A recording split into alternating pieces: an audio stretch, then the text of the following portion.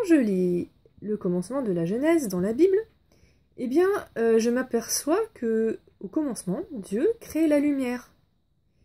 Et or, en fait, on apprend qu'il crée le soleil seulement au 4e jour. Comment la terre était-elle éclairée? La terre n'était pas éclairée, elle était dans les ténèbres, justement. Et voilà pourquoi le Seigneur a créé la lumière. Mais la création est toujours le reflet des choses célestes qui existent déjà. Donc, comme Dieu est lumière, il a créé la lumière. Et cette lumière qui n'a pas de forme, en fait, c'est une lumière qui est une étendue lumineuse, je dirais plutôt. Et les scientifiques l'appellent la masse stellaire. Et c'est certainement elle qui est à l'origine de la création des astres, justement. Elle a dû s'agglutiner et faire les astres, enfin, d'après ce que le Seigneur a fait. Et j'aurais encore une question. En fait, on nous apprend qu'il y a un seul Dieu, et pourtant, dès le commencement de la Genèse, il y a le mot Elohim, qui en hébreu est un pluriel. De qui s'agit-il? Alors, Elohim, c'est Dieu et ses anges, mais c'est surtout la Trinité qui est à l'œuvre au début de la création. On le voit parce que le Père crée avec la parole c'est le Fils, et ensuite c'est écrit que l'Esprit plane au-dessus des eaux, donc on voit le Saint-Esprit qui est là.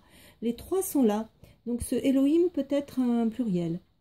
De majesté, comme certains disent, mais je pense plutôt que c'est un pluriel de la Trinité, qui montre qu'il y a une unité en Dieu qui est la même que Jésus et le Père qui sont un, ou que nous et entre nous, donc l'Église de Jésus, nous sommes un aussi. C'est le un unité et non pas le un seul. Alors, quand je continue ma lecture, au 4e jour, je m'aperçois que le Seigneur fait les astres et qu'il y a un grand luminaire pour éclairer le jour et un petit luminaire pour éclairer la nuit. Tout le monde comprend qu'il s'agit du soleil et de la lune.